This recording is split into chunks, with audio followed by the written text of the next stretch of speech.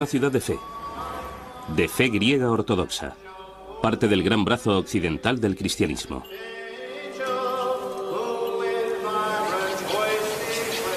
Pero aquí hubo otro mundo, del cual solo quedan fascinantes fragmentos.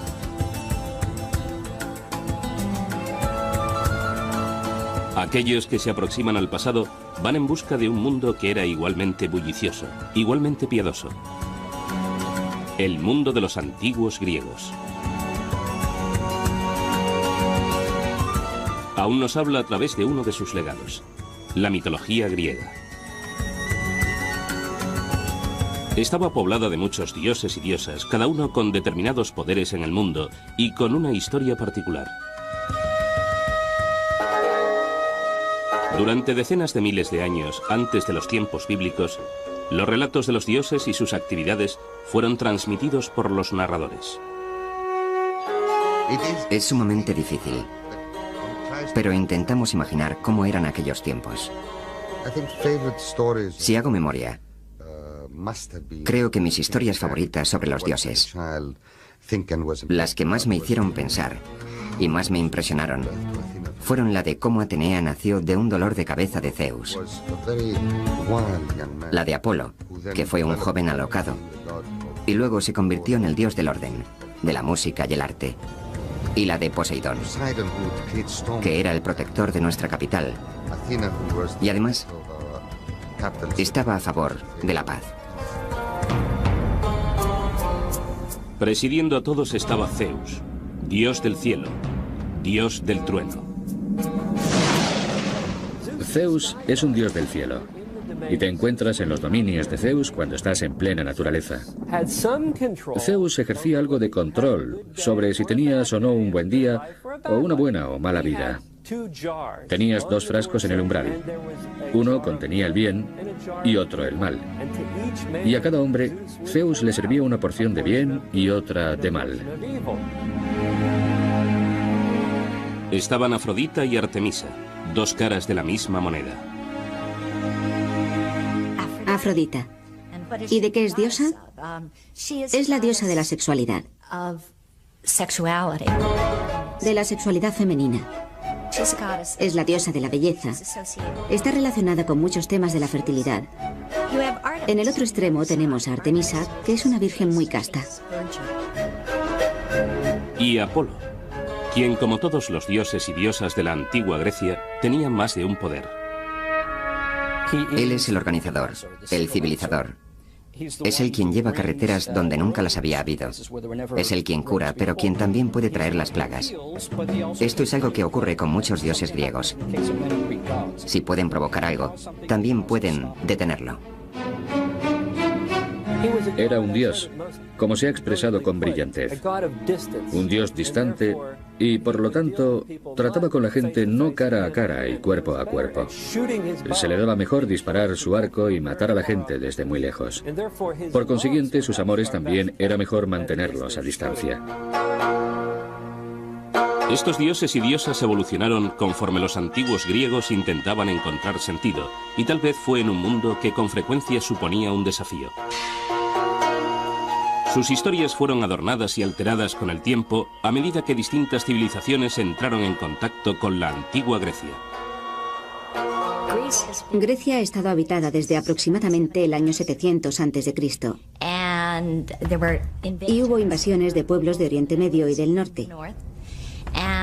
Y cada invasión no condujo a que hubiera otro grupo de divinidades, sino a más estratos de divinidades añadidos a las ya existentes. De modo que los dioses griegos son una amalgama de múltiples culturas, sobre todo de culturas de Oriente Medio.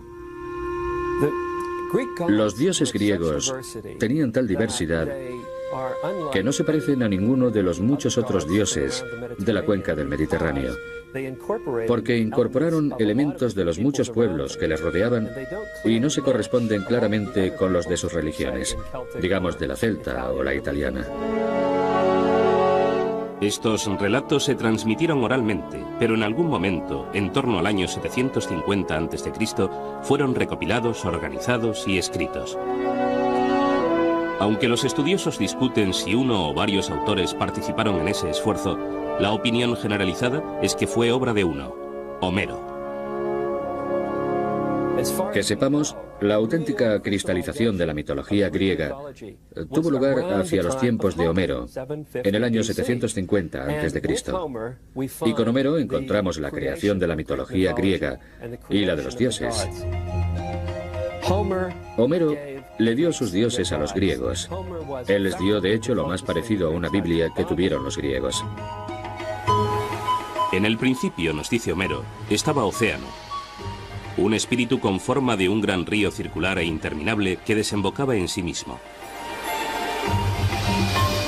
También había otra presencia, Tetis, a veces llamada la primera madre. Cuando finalmente se unieron, iniciaron la estirpe que con el tiempo produjo los dioses y diosas de los antiguos griegos. Unos 50 años después de Homero, el poeta Hesíodo escribió la Teogonía, en la que también describe la creación de los dioses. Pero según Hesíodo, el mundo empezó de otro modo. Primero existió una presencia sobrenatural llamada caos, con lo que Hesíodo quiere decir el vacío, no el desorden. Érase una vez el caos. Y tras el caos existió una diosa llamada Gea, la tierra. Y Gea se acostó, se casó y se unió a Urano, el cielo. Sin embargo, Urano no quería tener hijos. Se sentía amenazado por ellos e impidió que nacieran. Gea conspiró con Cronos, uno de sus hijos nonatos, quien castró a su padre, suponemos que desde el vientre de su madre.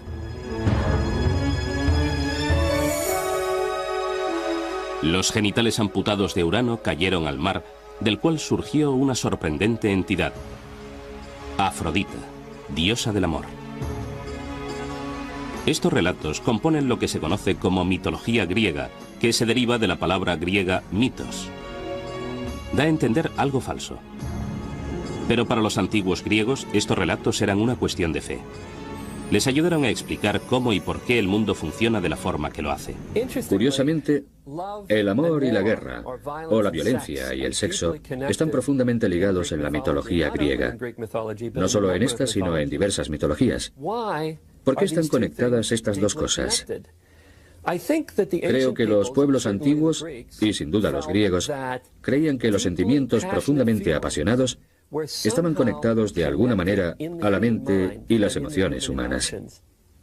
Es decir, los grandes deseos y los grandes miedos o los grandes odios estaban de alguna manera relacionados. De esta manera, los relatos y personajes de la mitología griega tenían una aplicación en la vida real. La historia de la creación de Hesíodo sigue narrando cómo Cronos libera a sus hermanos y hermanas del vientre de Gea. Esos seres serían conocidos como los titanes, nacidos solo después de que su padre fuera castrado. El tema del conflicto entre padre e hijo tiene continuidad cuando Cronos termine matando a sus propios hijos. Cronos se casó con Rea. Cada vez que Rea daba luz, él devoraba a su hijo. Rea quería intensamente tener hijos, de modo que cogió a un bebé, Zeus, cuando nació. Lo envolvió y lo escondió en una cueva en Creta, donde se criaría. Y le dio a Cronos una piedra envuelta en pañales, que éste devoró creyendo que se comía al bebé. Bien, Zeus creció, vino, atacó a su padre, y todos los hijos surgieron. Y ese fue el principio de los dioses olímpicos. Zeus recuperó la piedra con la que su madre engañó a su padre. Incluso ahora puede verse en el santuario de Delfos. Siempre existe una especie de conflicto innato entre padres e hijos. Hasta este siglo, Grecia ha tenido en realidad una economía de subsistencia. De modo que si se tiene una pequeña granja, el padre está al frente de ella. El hijo, incluso el mayor, no tendrá derechos de ningún tipo hasta que su padre le deje paso, se jubile o muera. ¿Cuál es el problema aquí? Obviamente hay una auténtica preocupación por temas de sucesión y poder.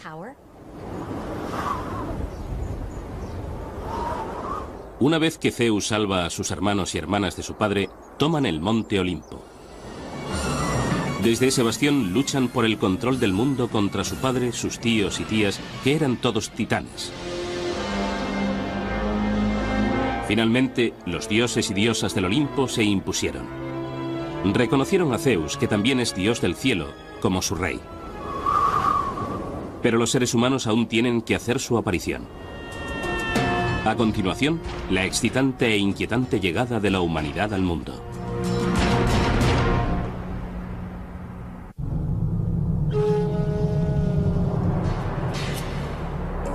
La narración de la creación en la mitología griega continúa en el relato de Hesíodo.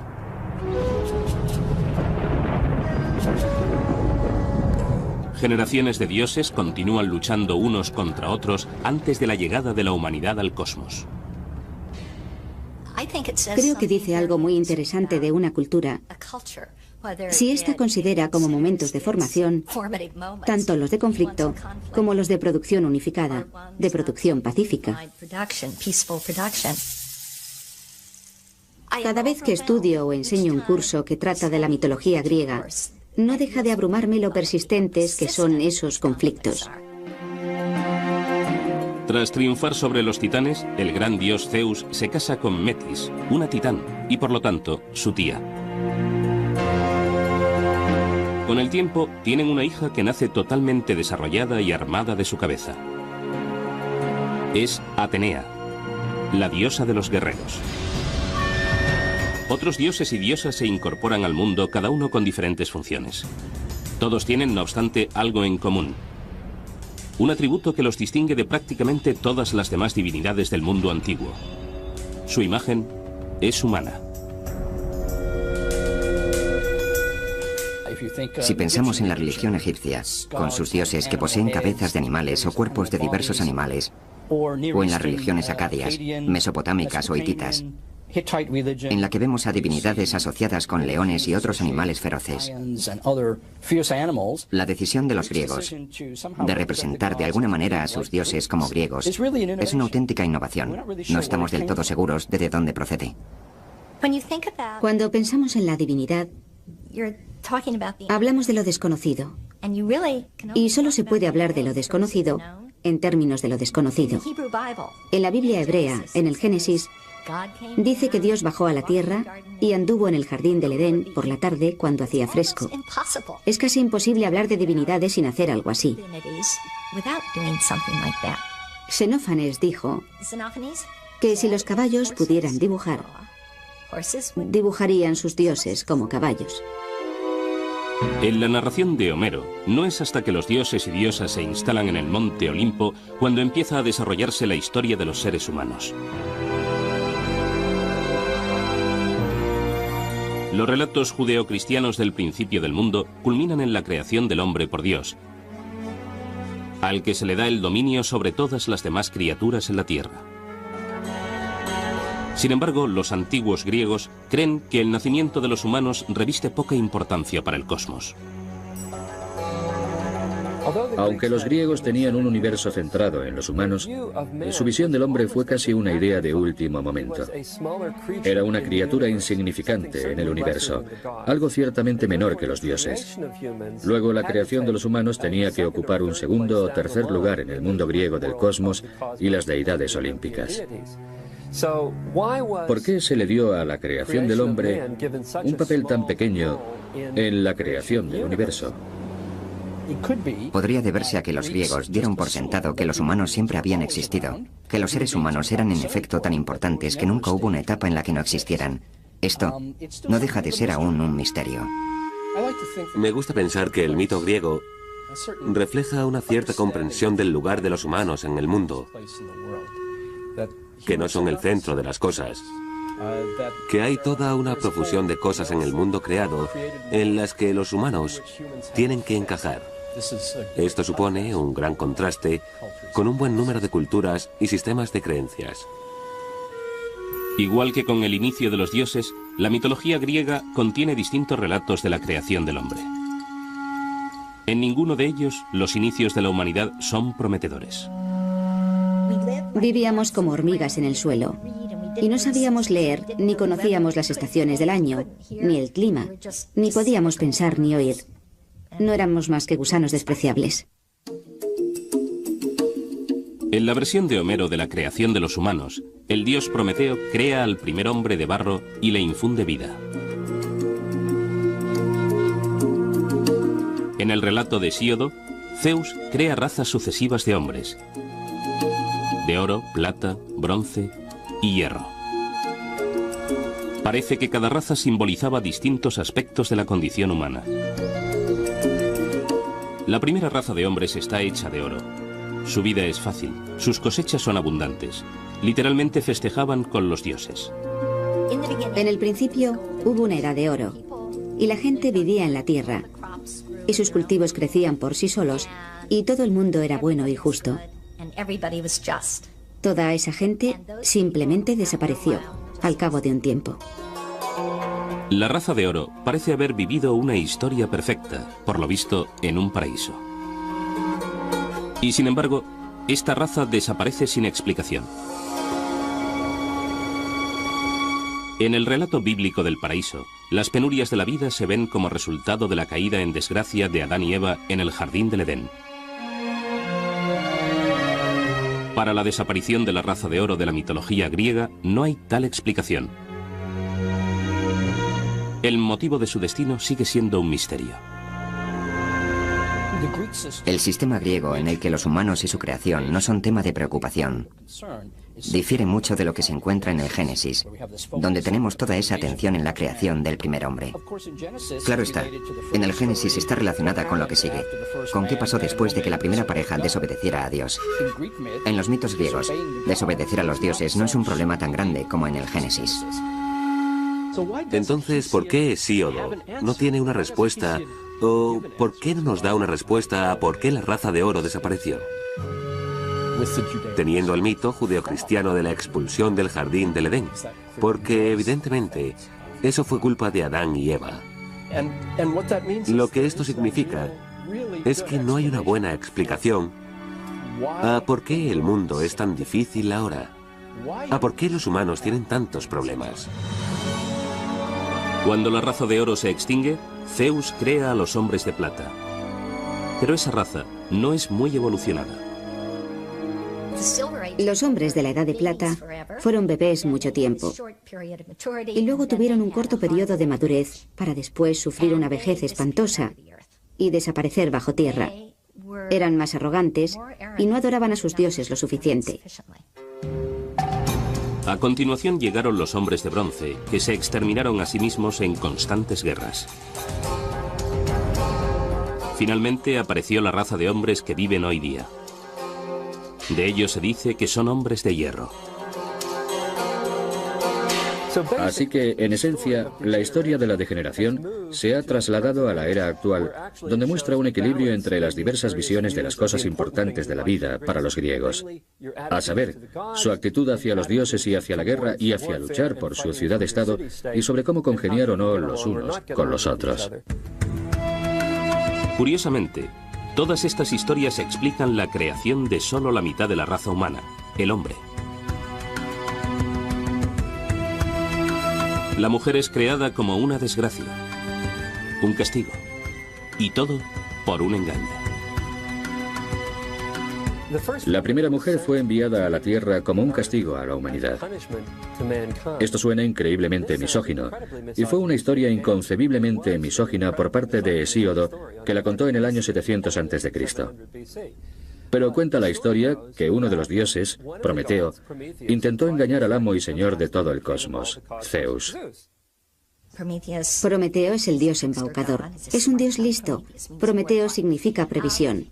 Mató a una oveja y cogió al animal y toda su estupenda y sabrosa carne y la metió en su repugnante vientre. Y cogió todos los huesos pelados y los envolvió en hermosa, blanca y reluciente grasa, que, claro está, es lo que arde en el sacrificio. Y le presentó los 2 paquetes a Zeus y le dijo: elige. Zeus sabe que Prometeo le está engañando, que representa a la humanidad. Como represalia, Zeus castiga a los hombres quitándoles el fuego. A su vez, Prometeo roba el fuego y se lo devuelve a la humanidad.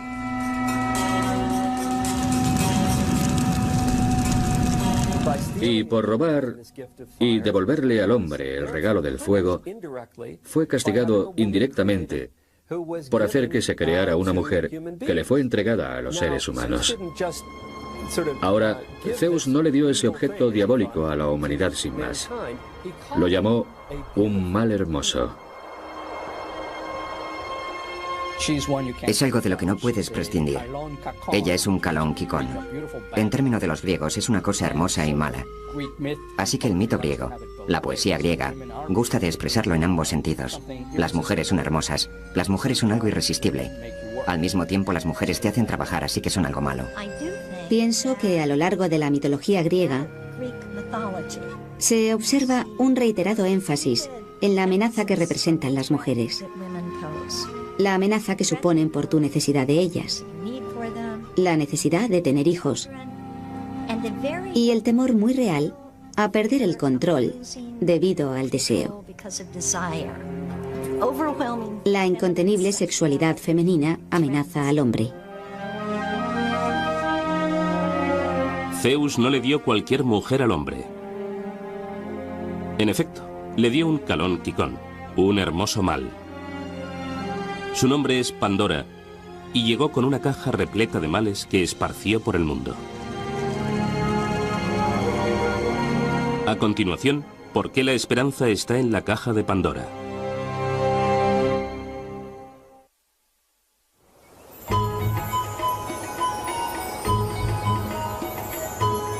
La primera mujer en la mitología griega es Pandora, y su historia recuerda la de Eva y el fruto prohibido en el jardín del Edén.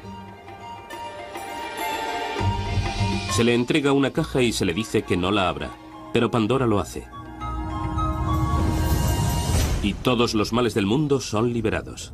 La enfermedad, el dolor, el sufrimiento, las plagas. Demasiado tarde cierra la caja dejando solo una cosa, la esperanza. ¿Pero qué hace la esperanza en la caja llena de males de Pandora? La esperanza está ahí como un mal, lo cual creo que es fascinante. La esperanza es un mal, porque te permite actuar con la sensación de que puedes controlar el futuro. Y en Hesíodo eso es muy peligroso. No puedes controlar el futuro, y hacerlo es obrar engañado. ¿Es la esperanza algo bueno o malo? A los griegos les gustaban este tipo de dilemas porque la esperanza puede ser buena o puede ser mala. De modo que fue dejada con ambigüedad en la caja para que los humanos la usaran o la evitaran. Pandora es quizá el más importante, pero sin duda no el único ejemplo de mujeres que son el origen del mal en la mitología griega. Algunos estudiosos encuentran un significado más profundo a este menosprecio a las mujeres y señalan a Afrodita, la diosa del amor. Si miramos a los mitos de Afrodita, que es lo más hermoso y sexualmente deseable que pueda haber, los hombres la temen. Vio a un hombre, un ser humano, Anquises, en una colina a las afueras de Troya y quiere acostarse con él. Se le aproxima y él le dice: «Eres demasiado hermosa para ser humana. Tienes que ser una diosa y no quiero acostarme contigo». Y ella le responde: «No, solo soy una doncella de los alrededores». De modo que se acuestan y cuando él despierta, ella ya ha adoptado su personalidad de diosa y él se aterra. Le aterra que vaya a ser castrado, que vaya a perder toda su fuerza. En contraste, los antiguos griegos creían que Atenea, una diosa sin papel sexual, era una gran fuerza del bien. Atenea es la protectora. Atenea es la divinidad guerrera que encabeza la guerra de defensa justa. Ella es la diosa de la ciudad y, en muchos sentidos, la divinidad más importante que tienen los atenienses. Y eso puede ser válido para muchas otras ciudades donde existe una acrópolis con un templo de Atenea en la cima. Por lo tanto, el mundo de los dioses y diosas griegos no es simplemente una colección pintoresca de relatos, sino una ventana a una civilización antigua, a sus ideas y a sus valores. El tipo de pensamiento indirecto que se observa en los mitos. El tipo de narraciones que saltan de un sitio al otro, que introduce criaturas extrañas, se parecen mucho a los sueños. De modo que creo que la pregunta es si los mitos griegos son de alguna forma la consciencia colectiva de la civilización griega, en una época temprana. De forma consciente o inconsciente, los dioses están muy presentes en la vida cotidiana de los antiguos griegos. En cada montaña, en cada planta, en cada una de las emociones que experimentaban, pensaban que detrás había un dios controlándolo todo.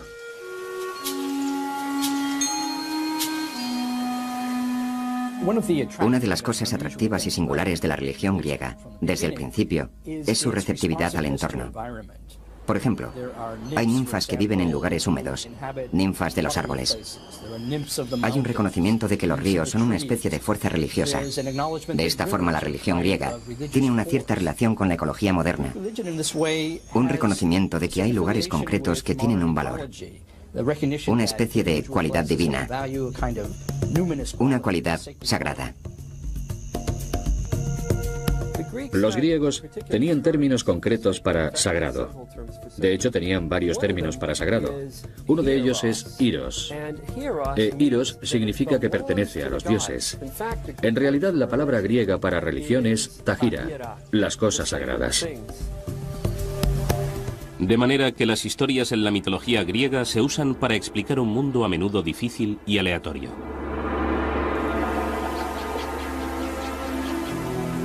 El invierno nace cuando Perséfone, la hija de la diosa Deméter, es raptada por el dios Hades y llevada al infierno para ser su esposa. Deméter estaba terriblemente alterada por haber perdido a su hija y empezó a recorrer el mundo en su busca. No pudo encontrarla. Lloró, gimió, los cultivos no crecieron y por lo tanto los dioses no recibían suficientes sacrificios. Algunos dioses acudieron a Zeus y le dijeron: tienes que hacer que Perséfone vuelva con su madre, que ésta haga crecer los cultivos para que recibamos nuestros sacrificios y la gente no muera. Al final, a Perséfone se le permite volver con su madre, pero con una condición. Cada año, Perséfone tiene que pasar 3 meses con Hades. Es durante ese periodo que su madre Deméter, la diosa de la agricultura, está inconsolable, y de ahí que cada año los campos estén yermos durante el frío invierno.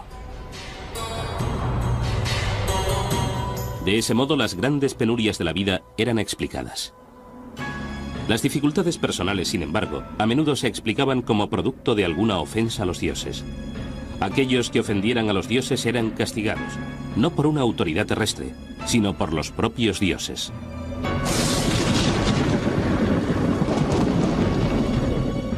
Hay en efecto una palabra griega, desidinomia, que significa temor a los dioses o respeto a los dioses. Y esto era algo positivo. La vida se consideraba algo bastante precario y era preciso hacer todo lo posible para poner a los poderes que existieran de tu parte para mantenerte a salvo. Muchos vivían apenas a una sequía de distancia del hambre. Y no se puede jugar con un mundo así. Una de las cosas que me encantan de los mitos griegos es que nunca dejan salir a nadie del atolladero. Nunca dicen que tal cosa pasó porque los dioses hicieron que pasara. Es culpa nuestra si no somos capaces de entender el porqué. Es en cierto modo un mundo difícil en el que vivir. En un mundo difícil, la gente con frecuencia busca un héroe. Alguien que les traiga la liberación de una vida aparentemente llena de adversidades. Hay quienes piensan que un niño nacido de un dios griego y una mujer mortal prefigura la aparición de Cristo. ¿Estaba esto destinado a pasar? A continuación, 2 de las mayores figuras de la mitología griega y cómo esclarecieron la idea de los antiguos griegos del destino contra el libre albedrío.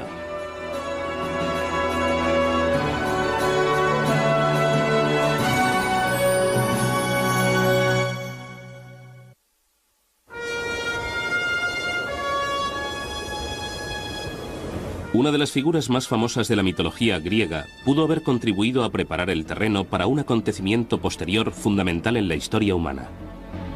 Heracles, más conocido como Hércules, nace porque el gran dios Zeus deseó a una hermosa mujer mortal. Ella, sin embargo, es una esposa fiel. Zeus adopta la apariencia de su marido y consigue poseerla. El ultraje es aún más grave porque el propio Zeus está casado con una de sus hermanas, Hera. La idea de que los dioses no siempre son éticos, no siempre son honestos, es una que tiene sentido cuando piensas en ello. Y los griegos parecieron sentirse a gusto con ella durante muchos siglos. Tiene sentido porque si los dioses son humanos, pero de algún modo mejores, más fuertes, más poderosos, inmortales, nunca tienen que atenerse a las consecuencias de aquello que hagan. Mientras que los humanos, sí. El peso de obrar éticamente, de pensar en las consecuencias, recae en los humanos, no en los dioses. Hera no puede descargar su ira contra Zeus. En un acto característico de un dios griego, elige como blanco de su rencor al niño nacido de la infidelidad de su marido. Heracles tal vez sea el héroe griego más famoso, una figura especialmente importante en la mitología griega. Incluso en su infancia, Heracles está dotado de una fuerza extraordinaria. Hera manda mortíferas serpientes a su cuna y Heracles las estrangula a las dos. Muchos de los héroes griegos tenían de hecho un padre divino y otro mortal. Por lo general, un héroe era un hombre de una fuerza superior a la normal que estaba de alguna manera señalado para tener una vida de logros, pero también de enormes dificultades. Les costaba mucho integrarse en la sociedad precisamente por sus grandes capacidades. La vengativa Hera continúa persiguiendo al hijo ilegítimo de su marido a lo largo de su vida, llevándolo a tener ataques periódicos de ira o de locura. Profundamente contrito por los asesinatos y otros delitos que comete durante esos ataques, Heracles emprende trabajos de arrepentimiento, a menudo matando a tiranos y monstruos.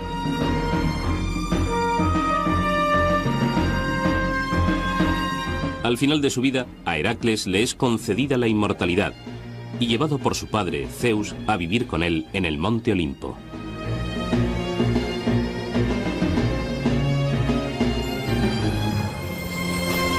Así, la historia de Heracles pudo haberle preparado el terreno al apóstol Pablo, quien siglos más tarde les llevó a los griegos noticias de una nueva fe. Ellos tenían una historia del hijo de un dios, Heracles, que sufrió y murió, y luego pasó por una apoteosis y subió al Olimpo, de modo que la historia de otro hijo de un dios que sufrió y murió y fue al cielo no le resultaría del todo desconocida. De igual forma, la idea de que un dios puede adoptar forma humana y parecer uno de nosotros era totalmente aceptable para un auditorio griego pagano. De ese modo, el primer cristianismo avanzó en Grecia y arraigó entre sus gentes con bastante facilidad. No exactamente la figura de Cristo, sino con elementos de él, porque era alguien que a través de esfuerzos, sufrimiento, trabajo y lealtad alcanzó la divinidad. Aunque Heracles es excepcional, solo es uno de los muchos héroes que anduvieron entre los mortales. Están Aquiles y Ulises, grandes guerreros de la guerra de Troya. Y Teseo, cuyas hazañas incluyen matar al temible Minotauro, la criatura que se daba festines con la carne de jóvenes griegos. Pero los héroes no tenían que ser hijos de los dioses. Tampoco eran heroicos en los términos actuales, exponerse a graves peligros por los demás. Para los antiguos griegos, un héroe era alguien que rompía los lazos con la vida normal, pasara lo que pasara. No es necesario que un héroe descienda de un dios o una diosa. Ni siquiera es necesario que un héroe haga algo bueno en la vida. De modo que una hazaña es más hacer algo extraordinario y ser reconocido por ello. Ahora bien, ese hecho extraordinario, realizado por un héroe, podía ser matar a un grupo de enemigos, o matar a gente en su propia comunidad de una forma tan extraña que hubiera que consultar a los dioses. Así que los héroes son individuos raros y peligrosos, extraordinarios, pero no forzosamente extraordinariamente buenos. Los héroes son en realidad proyecciones de lo que supone ser humano en gran escala. Ellos concentran tanto el gran potencial de los seres humanos en su mejor momento como la vulnerabilidad de los humanos. Otro héroe insólito es Edipo, que mata a su padre y se casa con su madre. Habiendo cumplido con su terrible destino, Edipo se ciega y busca la redención. Es una historia inmortal que habla del lado más oscuro de los sentimientos entre padres e hijos. Creo que indudablemente había un hilo conductor en la cultura griega y en su mitología que estaba interesado en el conflicto entre padres e hijos. Está claro que Sigmund Freud, lo notó y se aprovechó de la historia de Edipo para su complejo de Edipo. Y también creo que había un hilo conductor en el conflicto generacional al que los griegos temían, pero que al mismo tiempo admitían como auténtico. La historia de Edipo y sus padres plantea otra pregunta eterna. ¿Están las vidas de los humanos predestinadas? ¿O tienen los humanos la facultad de obrar con libre albedrío? Edipo es alguien que por motivos que jamás se revelan, está destinado a matar a su padre y casarse con su madre. Una vez Edipo se percata de que no es hijo del rey de Corinto como creía, dice: me considero el hijo del azar. Y con azar quiere decir algo muy aleatorio. No existe un plan. Al final de la obra resulta que todo cuanto ha hecho se ha ajustado a un plan. Y si él es el hijo del azar, es el azar en el sentido de que está íntimamente ligado al destino. Él, Edipo, el hombre, tomó decisiones. Cuando se enteró de que iba a matar a su padre y casarse con su madre, huyó de su casa sin saber que era adoptado. Y claro está, encuentra a su padre en el camino y lo mata. Y luego llega a la ciudad y se casa con su madre. Él elige irse de su casa. Hizo algo terrible, pero no con el ánimo de hacer algo malo. Y el destino no le hizo hacerlo.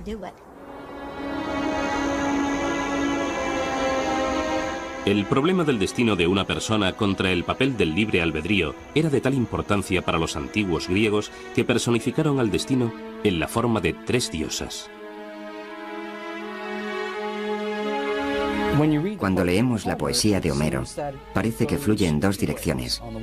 Por un lado, las Parcas son 3 mujeres: Cloto, Láquesis y Atropos. Sus nombres significan la tejedora, la controladora, y no hay vuelta atrás. Ellas tejen un hilo para la vida de cada persona, cuando nace, y determinan cuándo la vida de esa persona tendrá fin. Por otro lado, vemos en la poesía de Homero que el destino es un poder superior a los dioses. Los dioses se inclinan ante el destino en varias ocasiones. Podemos mirar la historia de Edipo y hablar del destino. ¿Estaba predestinado a matar a su padre y casarse con su madre? Sí. ¿Qué significa eso? ¿Supone eso que no tenía libre albedrío? No, no significa eso, significa que eso era lo que iba a pasar. Los griegos tenían una visión muy compleja de cómo funcionaba el mundo. Por un lado, los dioses controlaban muchos de los actos de los seres humanos o tenían un efecto sobre ellos. Pero sin embargo, los humanos también podían controlar sus propios destinos individuales y muchas veces tener la última palabra. De modo que existe una curiosa relación entre lo que controlan los dioses y lo que controlan los humanos. Y sabéis que esa ambigüedad les encantaba. De ese modo, los antiguos griegos aceptaron el hecho de que no había garantías en la vida. Algunas de sus preocupaciones parecen inquietantemente familiares hoy en día. Esa conciencia que tienen los griegos de que no se pueden tener demasiadas generaciones a la vez en el mundo está incluso expresada en un mito. El mito del comienzo de la guerra de Troya, que dice que la tierra estaba cargada con demasiadas personas y clamó a Zeus que la liberara de esa carga. De manera que Zeus inventó la guerra de Troya para deshacerse de mucha gente. En el próximo programa, Los defectos y puntos débiles de las divinidades griegas de la historia de Edipo para su complejo de Edipo. Y también creo que había un hilo conductor en el conflicto generacional al que los griegos temían, pero que al mismo tiempo admitían como auténtico. La historia de Edipo y sus padres plantea otra pregunta eterna. ¿Están las vidas de los humanos predestinadas? ¿O tienen los humanos la facultad de obrar con libre albedrío? Edipo es alguien que por motivos que jamás se revelan está destinado a matar a su padre y casarse con su madre. Una vez Edipo se percata de que no es hijo del rey de Corinto como creía, dice: me considero el hijo del azar. Y con azar quiere decir algo muy aleatorio. No existe un plan. Al final de la obra resulta que todo cuanto ha hecho se ha ajustado a un plan. Y si él es el hijo del azar, es el azar en el sentido de que está íntimamente ligado al destino. Él, Edipo, el hombre, tomó decisiones. Cuando se enteró de que iba a matar a su padre y casarse con su madre, huyó de su casa sin saber que era adoptado. Y claro está, encuentra a su padre en el camino y lo mata. Y luego llega a la ciudad y se casa con su madre. Él elige irse de su casa. Hizo algo terrible, pero no con el ánimo de hacer algo malo. Y el destino no le hizo hacerlo.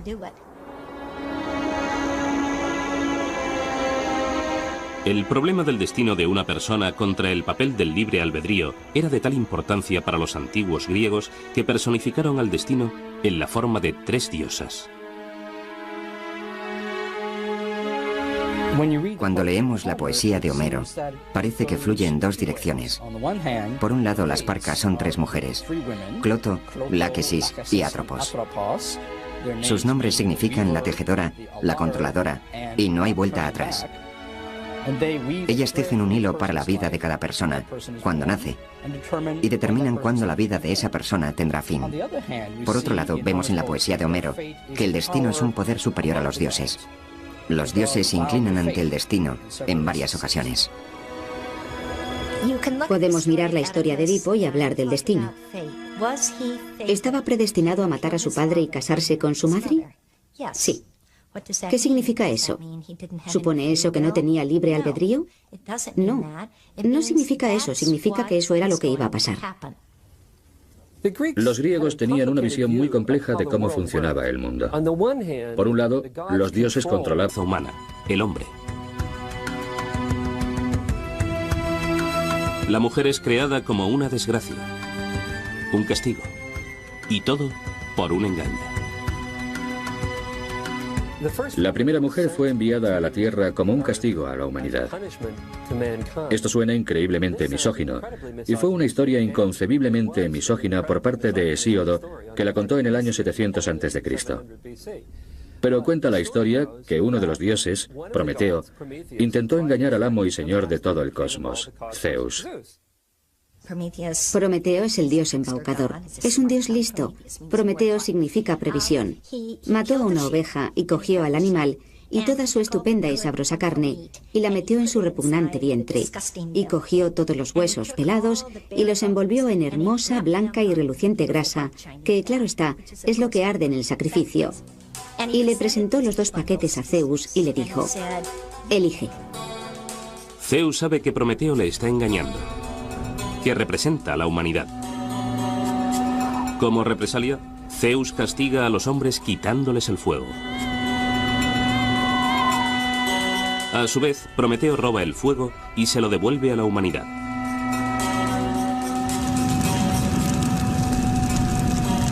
Y por robar y devolverle al hombre el regalo del fuego, fue castigado indirectamente por hacer que se creara una mujer que le fue entregada a los seres humanos. Ahora, Zeus no le dio ese objeto diabólico a la humanidad sin más. Lo llamó un mal hermoso. Es algo de lo que no puedes prescindir. Ella es un Kalón Kikón. En términos de los griegos, es una cosa hermosa y mala. Así que el mito griego La poesía griega gusta de expresarlo en ambos sentidos. Las mujeres son hermosas, las mujeres son algo irresistible. Al mismo tiempo, las mujeres te hacen trabajar, así que son algo malo. Pienso que a lo largo de la mitología griega se observa un reiterado énfasis en la amenaza que representan las mujeres. La amenaza que suponen por tu necesidad de ellas. La necesidad de tener hijos. Y el temor muy real a perder el control debido al deseo. La incontenible sexualidad femenina amenaza al hombre. Zeus no le dio cualquier mujer al hombre. En efecto, le dio un Calón Quicón, un hermoso mal. Su nombre es Pandora, y llegó con una caja repleta de males que esparció por el mundo. A continuación, ¿por qué la esperanza está en la caja de Pandora? Porque te permite actuar con la sensación de que puedes controlar el futuro. Y en Hesíodo eso es muy peligroso. No puedes controlar el futuro, y hacerlo es obrar engañado. ¿Es la esperanza algo bueno o malo? A los griegos les gustaban este tipo de dilemas, porque la esperanza puede ser buena o puede ser mala. De modo que fue dejada con ambigüedad en la caja para que los humanos la usaran o la evitaran. Pandora es quizá el más importante, pero sin duda no el único ejemplo de mujeres que son el origen del mal en la mitología griega. Algunos estudiosos encuentran un significado más profundo a este menosprecio a las mujeres y señalan a Afrodita, la diosa del amor. Si miramos a los mitos de Afrodita, que es lo más hermoso y sexualmente deseable que pueda haber, los hombres la temen. Vio a un hombre, un ser humano, Anquises, en una colina a las afueras de Troya y quiere acostarse con él. Se le aproxima y él le dice: eres demasiado hermosa para ser humana. Tienes que ser una diosa y no quiero acostarme contigo. Y ella le responde: no, solo soy una doncella de los alrededores.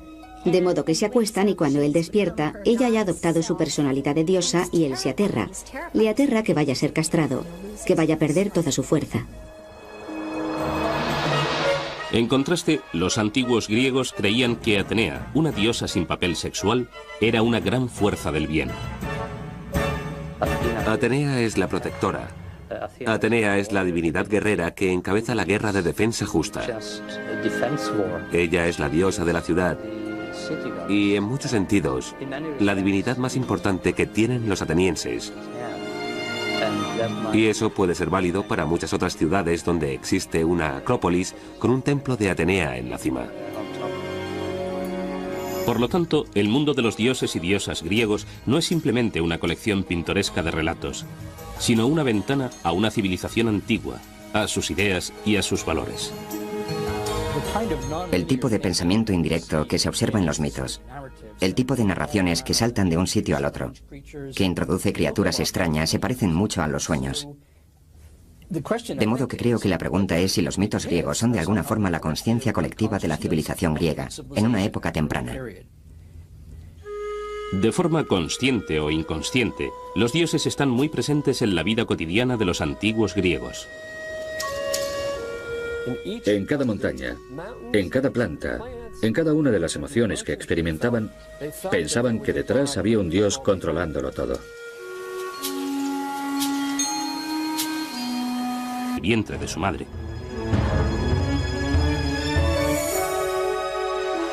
Los genitales amputados de Urano cayeron al mar, del cual surgió una sorprendente entidad: Afrodita, diosa del amor. Estos relatos componen lo que se conoce como mitología griega, que se deriva de la palabra griega mitos. Da a entender algo falso. Pero para los antiguos griegos, estos relatos eran una cuestión de fe. Les ayudaron a explicar cómo y por qué el mundo funciona de la forma que lo hace. Curiosamente, el amor y la guerra, o la violencia y el sexo, están profundamente ligados en la mitología griega. No solo en esta, sino en diversas mitologías. ¿Por qué están conectadas estas dos cosas? Creo que los pueblos antiguos, y sin duda los griegos, creían que los sentimientos profundamente apasionados estaban conectados de alguna manera a la mente y las emociones humanas. Es decir, los grandes deseos y los grandes miedos o los grandes odios estaban de alguna manera relacionados. De esta manera, los relatos y personajes de la mitología griega tenían una aplicación en la vida real. La historia de la creación de Hesíodo sigue narrando cómo Cronos libera a sus hermanos y hermanas del vientre de Gea. Esos seres serían conocidos como los titanes, nacidos solo después de que su padre fuera castrado.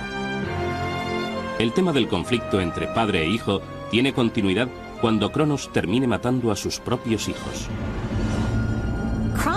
Cronos se casó con Rea. Cada vez que Rea daba luz, él devoraba a su hijo. Rea quería intensamente tener hijos, de modo que cogió a un bebé, Zeus, cuando nació. Lo envolvió y lo escondió en una cueva en Creta, donde se criaría. Y le dio a Cronos una piedra envuelta en pañales que éste devoró creyendo que se comía al bebé. Bien, Zeus creció, vino, atacó a su padre y todos los hijos surgieron. Y ese fue el principio de los dioses olímpicos. Zeus recuperó la piedra con la que su madre engañó a su padre. Incluso ahora puede verse en el santuario de Delfos. Siempre existe una especie de conflicto innato entre padres e hijos. Hasta este siglo, Grecia ha tenido en realidad una economía de subsistencia. De modo que si se tiene una pequeña granja, el padre está al frente de ella. El hijo, incluso el mayor, no tendrá derechos de ningún tipo hasta que su padre le deje paso, se jubile o muera. ¿Cuál es el problema aquí? Obviamente hay una auténtica preocupación por temas de sucesión y poder.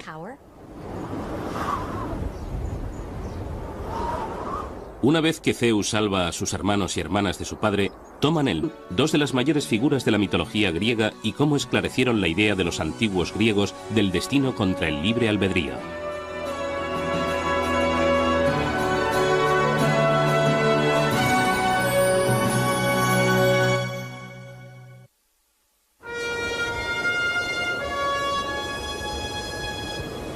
Una de las figuras más famosas de la mitología griega pudo haber contribuido a preparar el terreno para un acontecimiento posterior fundamental en la historia humana.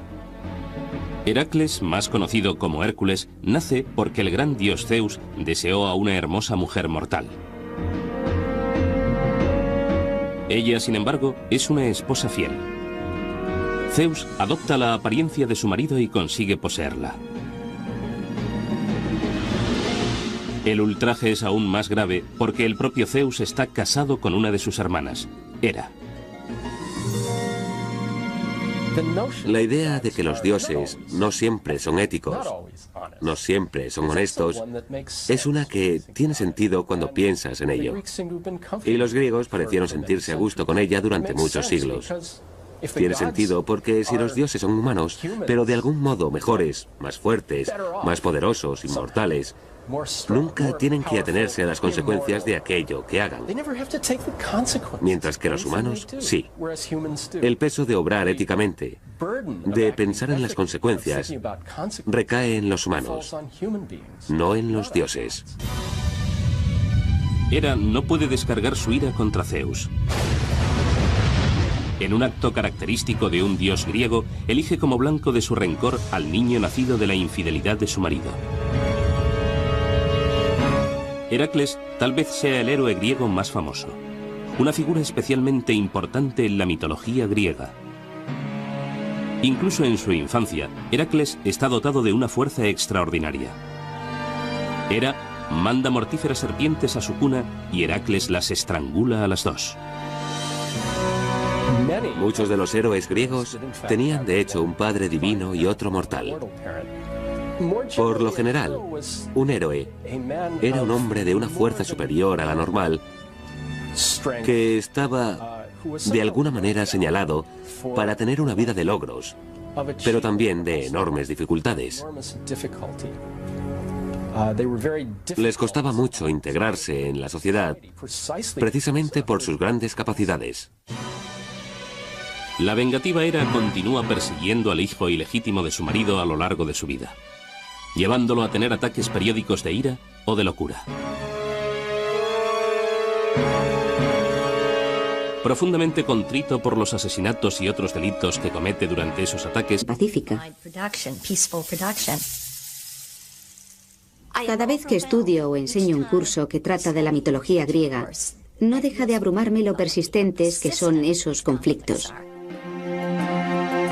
Tras triunfar sobre los titanes, el gran dios Zeus se casa con Metis, una titán, y por lo tanto, su tía. Con el tiempo, tienen una hija que nace totalmente desarrollada y armada de su cabeza. Es Atenea, la diosa de los guerreros.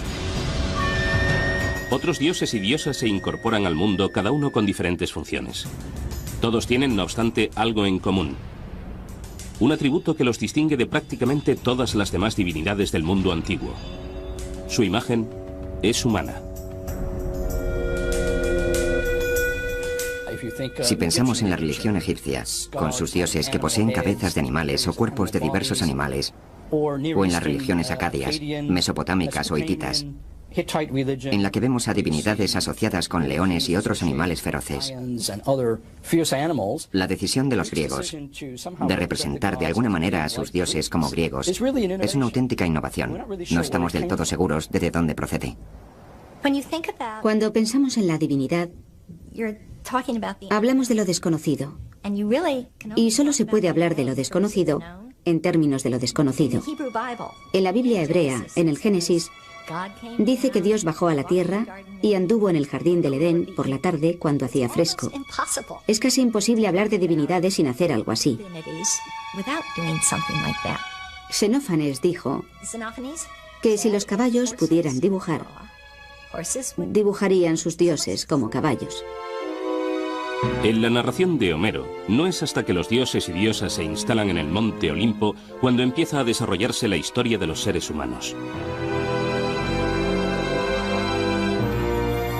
Los relatos judeocristianos del principio del mundo culminan en la creación del hombre por Dios, al que se le da el dominio sobre todas las demás criaturas en la tierra. Sin embargo, los antiguos griegos creen que el nacimiento de los humanos reviste poca importancia para el cosmos. Aunque los griegos tenían un universo centrado en los humanos, su visión del hombre fue casi una idea de último momento. Era una criatura insignificante en el universo, algo ciertamente menor que los dioses. Luego, la creación de los humanos tenía que ocupar un segundo o tercer lugar en el mundo griego del cosmos y las deidades olímpicas. ¿Por qué se le dio a la creación del hombre un papel tan pequeño en la creación del universo? Podría deberse a que los griegos dieron por sentado que los humanos siempre habían existido. Incorporaron elementos de los muchos pueblos que les rodeaban y no se corresponden claramente con los de sus religiones, digamos de la celta o la italiana. Estos relatos se transmitieron oralmente, pero en algún momento, en torno al año 750 a.C., fueron recopilados, organizados y escritos. Aunque los estudiosos discuten si uno o varios autores participaron en ese esfuerzo, la opinión generalizada es que fue obra de uno, Homero. Que sepamos, la auténtica cristalización de la mitología griega tuvo lugar hacia los tiempos de Homero, en el año 750 a.C. Y con Homero encontramos la creación de la mitología griega y la de los dioses. Homero le dio sus dioses a los griegos. Él les dio, de hecho, lo más parecido a una Biblia que tuvieron los griegos. En el principio, nos dice Homero, estaba Océano, un espíritu con forma de un gran río circular e interminable que desembocaba en sí mismo. También había otra presencia, Tetis, a veces llamada la primera madre. Cuando finalmente se unieron, iniciaron la estirpe que con el tiempo produjo los dioses y diosas de los antiguos griegos. Unos 50 años después de Homero, el poeta Hesíodo escribió la Teogonía, en la que también describe la creación de los dioses. Pero según Hesíodo, el mundo empezó de otro modo. Primero existió una presencia sobrenatural llamada caos, con lo que Hesíodo quiere decir el vacío, no el desorden. Érase una vez el caos. Y tras el caos, existió una diosa llamada Gea, la tierra. Y Gea se acostó, se casó y se unió a Urano, el cielo. Sin embargo, Urano no quería tener hijos. Se sentía amenazado por ellos e impidió que nacieran. Gea conspiró con Cronos, uno de sus hijos nonatos, quien castró a su padre, suponemos que desde el vientre de su madre. Los genitales amputados de Urano cayeron al mar, del cual surgió una sorprendente entidad, Afrodita, diosa del amor. Estos relatos componen lo que se conoce como mitología griega, que se deriva de la palabra griega mitos. Da a entender algo falso.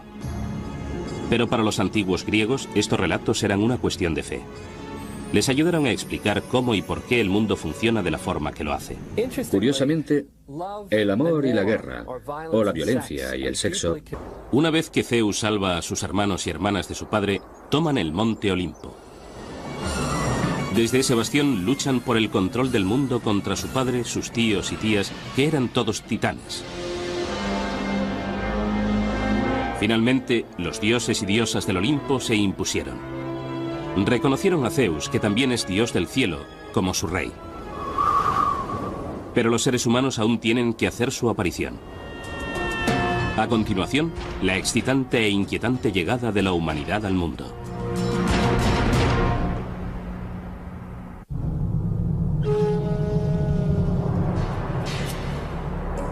La narración de la creación en la mitología griega continúa en el relato de Hesíodo.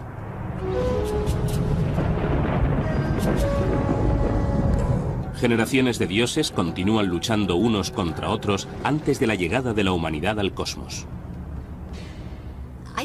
Creo que dice algo muy interesante de una cultura. Si ésta considera como momentos de formación tanto los de conflicto como los de producción unificada, de producción pacífica. Cada vez que estudio o enseño un curso que trata de la mitología griega, no deja de abrumarme lo persistentes que son esos conflictos. Tras triunfar sobre los titanes, el gran dios Zeus se casa con Metis, una titán, y por lo tanto, su tía. Con el tiempo, tienen una hija que nace totalmente desarrollada y armada de su cabeza. Es Atenea, la diosa de los guerreros. Otros dioses y diosas se incorporan al mundo, cada uno con diferentes funciones. Todos tienen, no obstante, algo en común. Un atributo que los distingue de prácticamente todas las demás divinidades del mundo antiguo. Su imagen es humana.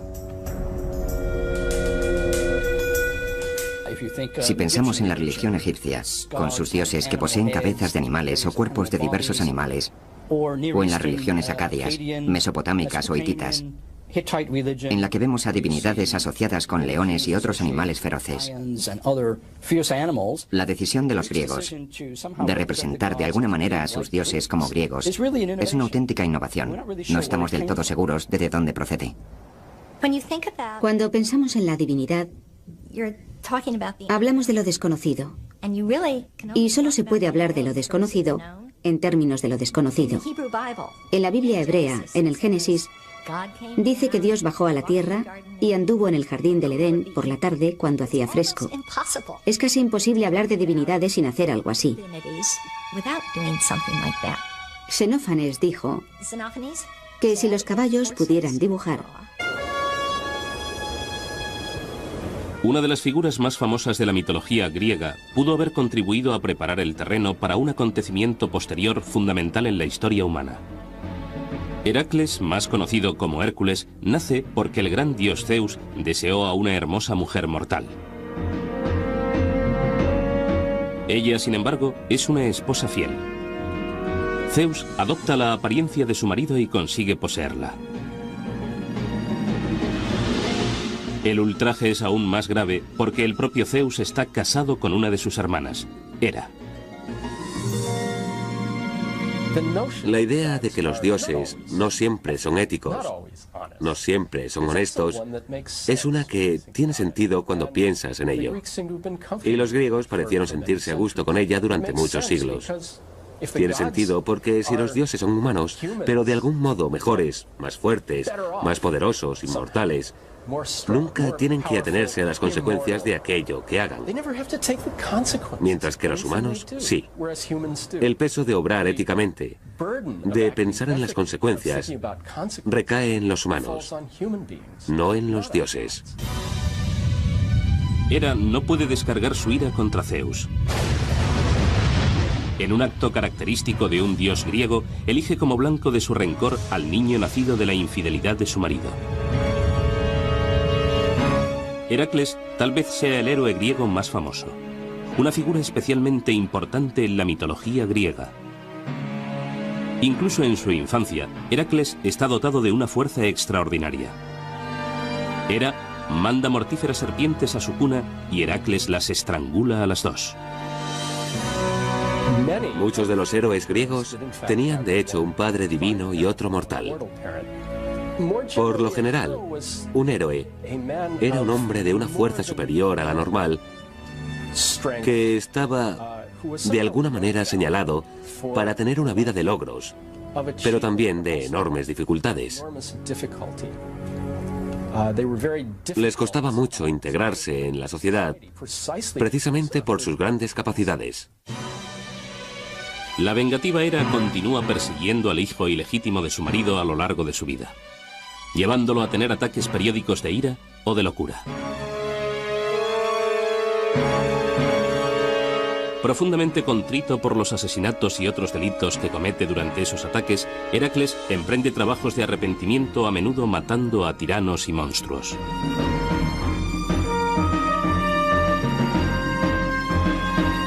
Al final de su vida, a Heracles le es concedida la inmortalidad y llevado por su padre, Zeus, a vivir con él en el monte Olimpo.